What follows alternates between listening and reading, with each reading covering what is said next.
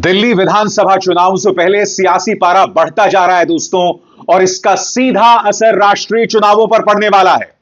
राष्ट्रीय राजनीति दिल्ली चुनावों की वजह से बदल जाएगी और यह कुछ देर में मैं प्रमाणित करने वाला हूं। मगर सबसे पहले दोस्तों, महाराष्ट्र की तरह दिल्ली चुनावों में भी पैसे का खुला खेल चल रहा है।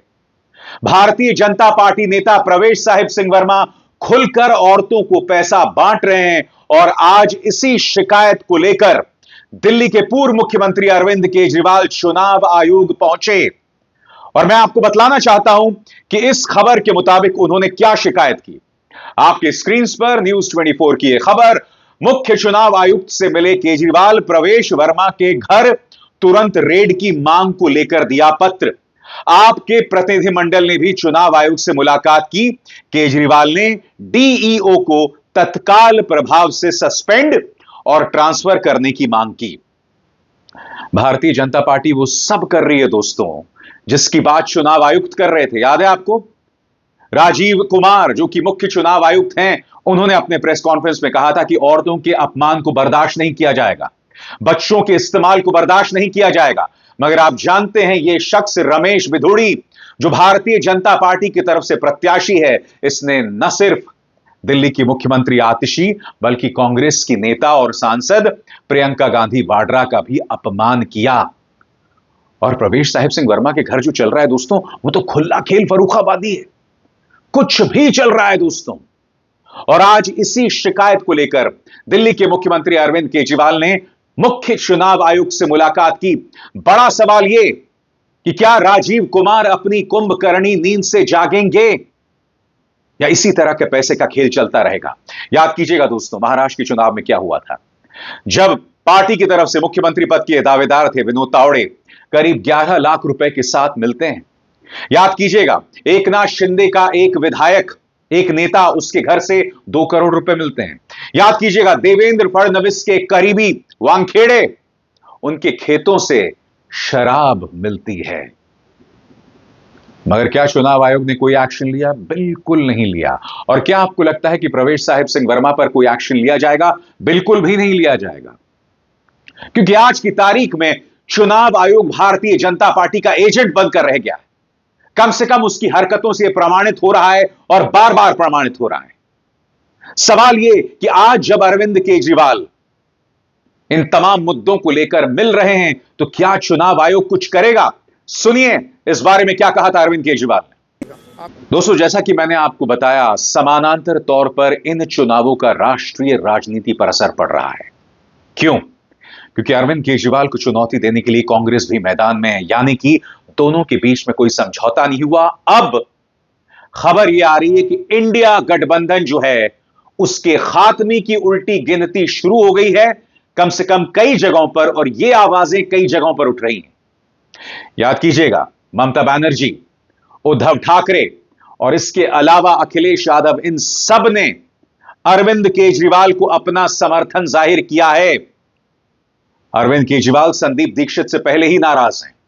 कांग्रेस नेता संदीप दीक्षित के बारे में वो कह रहे हैं कि संदीप दीक्षित भारतीय जनता पार्टी का मोहरा है और एक बार फिर इंडिया गठबंधन से कांग्रेस को बाहर करने की बात की जा रही है। क्या ऐसा हो पाएगा दोस्तों? या आपको लगता है यह तनाव सिर्फ दिल्ली विधानसभा तक सीमित है? क्या कहा अरविंद केजरीवाल ने संदीप दीक्षित के बारे में, आइए सुनते हैं। कर लें, वो बस केस ही करने के लिए। वो बीजेपी उनको कहती है, वो तो बीजेपी का मोहरा है। बीजेपी कहती है चेस के अंदर 1 कदम चल तो वो 1 कदम चलता है, वो कहते हैं 2 कदम चल तो वो 2 कदम चलता है, वो कहते हैं राइट मुड़ जाओ तो वो राइट मुड़ जाता है, वो कहते हैं लेफ्ट मुड़ जाता है, वो कहते हैं केस करके आ तो वो केस करता है, वो कहते हैं इन आदमियों को खरीद ले तो वो आदमी हो तो वो तो। समानांतर तौर पर दोस्तों यह बात कई जगह से उठ रही है। सुनिए आदित्य ठाकरे ने किस तरह से खुलकर कांग्रेस को नहीं, अरविंद केजरीवाल को अपना समर्थन जतलाया कि वो अच्छा काम कर रहे हैं। स्वाभाविक सी बात है दोस्तों, ये बात कांग्रेस नहीं सुनना चाहेगी और इस बयान के खासे मायने हैं। जम्मू कश्मीर के मुख्यमंत्री ओमार अब्दुल्ला और भी नाराज हैं। वो ये कह रहे हैं कि अगर इंडिया गठबंधन में समझौता नहीं हो पा रहा है तो क्या इंडिया गठबंधन को वजूद में रहने का कोई अधिकार है? उनका बयान आपके स्क्रीन पर। वो कहते हैं तो फिर इंडिया गठबंधन को खत्म कर देना चाहिए। अगर इंडिया गठबंधन केवल संसद के चुनावों तक ही सीमित था तो फिर इसे खत्म कर देना चाहिए। हमारे बीच एकजुटता की कमी साफ तौर पर दिख रही है। वो आगे कहते हैं बदकिस्मती की बात यह है कि कोई इंडिया गठबंधन की बैठक नहीं हो रही है। इसके नेतृत्व, एजेंडा और गठबंधन के अस्तित्व को लेकर कोई स्पष्टता नहीं है। तेजस्वी यादव, जिनके सामने इस वक्त बिहार की चुनौती है, वो भी इंडिया गठबंधन के बारे में एक अहम बयान दे रहे हैं दोस्तों आपकी स्क्रीन पर। वो कहते हैं कि देश में अब इंडिया गठबंधन खत्म। आरजेडी नेता तेजस्वी यादव ने कहा कि इंडिया अलायंस सिर्फ लोकसभा चुनावों तक के लिए था। उन्होंने कहा कि अगर दिल्ली में आप और कांग्रेस के बीच में समझौता नहीं हुआ तो यह अस्वाभाविक नहीं है। सुनिए वो क्या कह रहे हैं। आपको ये बात समझनी पड़ेगी दोस्तों कि आखिर क्या वजह है कि इंडिया गठबंधन दिल्ली में टूट की कगार पर है। यह कहा जाए उसकी उल्टी गिनती शुरू हो गई है, क्योंकि ऐसे कई राज्य हैं दोस्तों जहां कांग्रेस और आम आदमी पार्टी के बीच में सीधा मुकाबला है। चाहे वो पंजाब हो, चाहे वो दिल्ली हो। हम ये भी ना भूलें कि गुजरात के चुनावों में भी आम आदमी पार्टी ने कांग्रेस को जबरदस्त नुकसान पहुंचाया था। हालांकि लोकसभा चुनावों में एक तालमेल काफी हद तक था दोनों के बीच में। यह ना भूलें कि कुछ सालों में गुजरात में चुनाव होने वाले हैं। क्या इन दोनों पार्टियों के बीच में तालमेल होगा या आम आदमी पार्टी अपने स्तर पर राजनीतिक दस्तक देना चाहेगी? सबसे बड़ा कारण इंडिया गठबंधन में अलग अलग पार्टियां जो हैं वो अलग अलग राज्यों में एक दूसरे से मुकाबला कर रही हैं, क्योंकि इस देश का संघीय ढांचा बहुत मजबूत है दोस्तों। और ऐसे में कई राज्यों में, मसलन अगर हम पश्चिम बंगाल की बात करें तो वहां ममता बनर्जी और कांग्रेस के बीच मुकाबला चल रहा है। अधीर रंजन चौधरी जो कि कांग्रेस के नेता हैं, वो लगातार ममता बनर्जी के खिलाफ बयानात देते रहते हैं। ऐसे में राज्य स्तर पर इंडिया गठबंधन नामुमकिन है, अप्रासंगिक है, उसके कोई मायने नहीं रह जाते। इसीलिए दिल्ली में यह तनाव उभर कर आ रहा है। मगर हां, एक बार जब बिहार के चुनाव होंगे जो इस साल के अंत में होने वाले, वहां पर तेजस्वी यादव और कांग्रेस में सहयोग है। मुझे नहीं लगता है कि यहां पर यह गठबंधन टूटेगा, और उसकी वजह यह है कि यहां पर कांग्रेस जूनियर पार्टनर है और कांग्रेस खुद को जूनियर पार्टनर मानकर चल रही है। दिल्ली में दिक्कत यह है कि पिछले 2 चुनावों में कांग्रेस को एक बहुत बड़ा शून्य मिल रहा है, मगर फिर भी वो आम आदमी पार्टी से मुकाबला कर रही है। और उसकी कई वजह है, क्योंकि इस वक्त कांग्रेस के अंदर ऐसे कई नेता हैं जिनके मन में केजरीवाल को लेकर बेतहाशा नफरत है। चाहे वो संदीप दीक्षित हो जो कि शीला दीक्षित के बेटे हैं, जी हां, दिल्ली की मुख्यमंत्री जिनकी वजह से दिल्ली यहां तक पहुंचा, उनका एक बहुत बड़ा योगदान था। याद कीजिएगा शीला दीक्षित के खिलाफ किस तरह से आवाज बुलंद की थी अरविंद केजरीवाल ने। निर्भया कांड हो गया था, शीला दीक्षित पर सवाल उठाए जा रहे थे, जबकि आप जानते हैं कि उस वक्त दिल्ली पुलिस ने बहुत ही मुस्तैदी से काम किया था। कहने का अर्थ बहुत साफ है, यहां पर कांग्रेस और आम आदमी पार्टी के बीच में सीधा मुकाबला है। अजय माकन, जिनका रवैया हमेशा से ही केजरीवाल के खिलाफ रहा। इनफैक्ट याद कीजिएगा लोकसभा चुनावों में दिल्ली में आम आदमी पार्टी और कांग्रेस के बीच में तालमेल था, मगर हुआ क्या? वहां पर एक भी रैली राहुल और केजरीवाल ने एक साथ मिलकर संबोधित नहीं की। अपने आप में कितना हास्यास्पद है कि भाई अगर आप गठबंधन कर रहे हैं तो कम से कम साथ साथ रोड शो तो करो। वो भी नहीं कर रहे हैं लोग, ना रोड शो, ना रैलीज, ना कुछ। तो फिर गठबंधन किस बात का है? क्या 7 सीटों में अगर एक पार्टी 5 पर लड़े, दूसरी पार्टी 2 पर, या एक पार्टी 4 पर, दूसरी पार्टी 3 पर, तो क्या इससे गठबंधन हो जाता है? नहीं। गठबंधन तब तक नहीं होता है जब आप एक मंच पर खड़े होकर अपने समर्थकों को कहें कि आप एक साथ मिलकर वोट करें। और यह पूरी तरह से नदारद था, और यही वजह है कि दिल्ली लोकसभा चुनावों में सूपड़ा साफ हो गया आम आदमी पार्टी और कांग्रेस का। वही ऊहापोह की स्थिति दिल्ली विधानसभा में, दिल्ली सियासत में।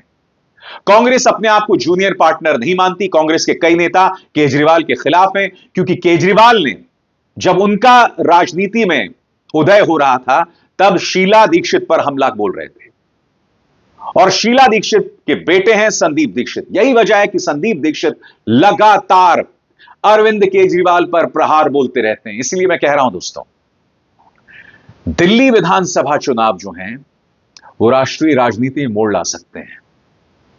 क्या इंडिया गठबंधन टूट जाएगा या हमें बिहार में कुछ और स्थिति दिखेगी, यानी वही स्थिति जो पिछली बार भी थी? और अगर टूट जाता है तो मुझे ताज्जुब नहीं होगा, क्योंकि आपको एनडीए और इंडिया गठबंधन में एक बुनियादी फर्क को देखना पड़ेगा। एनडीए में भारतीय जनता पार्टी सबसे बड़ा दल है। उसके साथ तमाम जो छोटे छोटे दल आए हैं वो सब जानते हैं कि हमारा वजूद काफी हद तक भारतीय जनता पार्टी पर निर्भर है।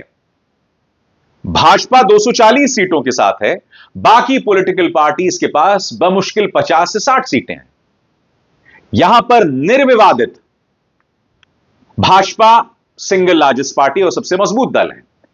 और अगर हम इंडिया गठबंधन की बात करें, कांग्रेस को बेशक 100 सीटें मिल गई हो या 99 सीटें मिली हो, मगर अन्य पार्टियों को भी अच्छी सफलता मिली है। मसलन अगर आप ममता बनर्जी को पश्चिम बंगाल में देखें, अखिलेश यादव को अगर आप उत्तर प्रदेश में देखें, उसी तरह से अगर आप महाराष्ट्र में उद्धव सेना और शरद पवार को देखें, तो कांग्रेस का एक छत्र राज इंडिया गठबंधन में नहीं है। इंडिया गठबंधन को, एनडीए यानी भारतीय जनता पार्टी गठबंधन को चुनौती के लिए बहुत जरूरी है कि तमाम घटक दलों का जो सिंगल लार्जेस्ट पार्टी है यानी कांग्रेस, उसमें अटूट विश्वास होना चाहिए। और ऐसा है नहीं, जिसके चलते मामला बहुत पेचीदा हो जाता है। यकीनन दोस्तों, दिल्ली के चुनावों ने राष्ट्रीय राजनीति में एक बहुत दिलचस्प मोड़ ला दिया है। अब देखना यह है कि अगली बार जब लोकसभा चुनाव होता है, कहीं ऐसा तो नहीं कि विपक्ष बुरी तरह से बिखरा हो। उसके लिए हमें इंतजार करना पड़ेगा। बहरहाल इस वक्त दिल्ली के अंदर चुनावी पारा लगातार बढ़ता जा रहा है। अरविंद केजरीवाल ने करारा प्रहार किया है कि किस तरह से जाटों के साथ भाजपा ने विश्वासघात किया है। कैसे, आइए सुनते हैं। दिल्ली के जाट समाज के साथ प्रधानमंत्री श्री मोदी जी ने, गृह मंत्री श्री अमित शाह जी ने और भारतीय जनता पार्टी ने पिछले 10 साल से बहुत बड़ा धोखा किया है। दिल्ली सरकार की एक ओबीसी लिस्ट है। इस ओबीसी लिस्ट में, दिल्ली सरकार की ओबीसी लिस्ट में जाट समाज का नाम आता है। केंद्र सरकार की एक ओबीसी लिस्ट है। केंद्र सरकार की ओबीसी लिस्ट में दिल्ली का जाट समाज नहीं आता। तो दिल्ली यूनिवर्सिटी में जब बच्चे एडमिशन लेने जाते हैं तो उसमें दिल्ली के जाट समाज को रिजर्वेशन नहीं मिलता। दिल्ली यूनिवर्सिटी के कॉलेज में जाते हैं तो दिल्ली के जाट समाज को रिजर्वेशन मिलता है। केंद्र सरकार के किसी भी कॉलेज में या यूनिवर्सिटी में जाते हैं या केंद्र सरकार की किसी भी संस्था जैसे दिल्ली पुलिस हो गई, डीडी हो गई, उसमें नौकरी लेने जाते हैं तो दिल्ली के जाट समाज को उसमें रिजर्वेशन नहीं मिलता।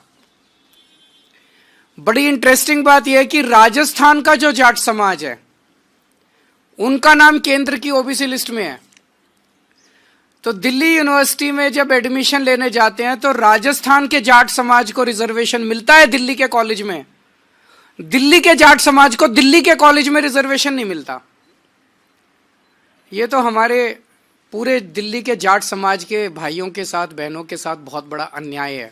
अरविंद केजरीवाल आगे ये भी कहते हैं कि बीजेपी की केंद्र सरकार जाट और इन 5 जातियों को अपनी ओबीसी लिस्ट में शामिल करें, जिनमें रावत, रेनियार, राय तंवर, चारण और ओड हैं।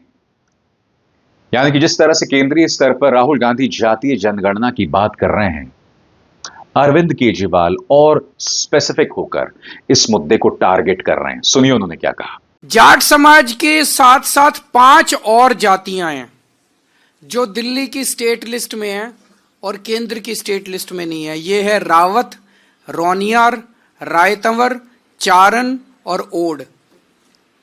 इनको भी दिल्ली की केंद्र सरकार के जितने संस्थान हैं वहां पे रिजर्वेशन नहीं मिलता। ये भी दिल्ली की ओबीसी लिस्ट में है, केंद्र की ओबीसी लिस्ट में नहीं है। तो जाट समाज के साथ साथ इन अन्य 5 जातियों को भी इसमें शामिल किया जाए ताकि इन जातियों के युवाओं को भी शिक्षा में और रोजगार में उचित अवसर केंद्र सरकार के संस्थानों में भी मिलने लगे।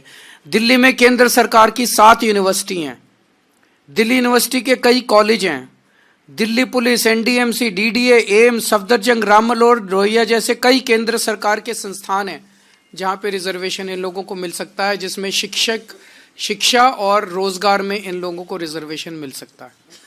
तो हमारा निवेदन है कि जो धोखा 10 साल से भारतीय जनता पार्टी दिल्ली के जाट समाज को देती आ रही है, वो धोखा देना बंद करें, अपने पुराने वादे पूरे करें, और अगर पूरे नहीं करेंगे तो आज केजरीवाल दिल्ली के पूरे जाट समाज को ये वादा कर रहा है कि मैं आपके लिए संघर्ष करूंगा और मैं केंद्र सरकार से करवा के लेके आऊंगा, चाहे मुझे इसके लिए जो मर्जी करना पड़े।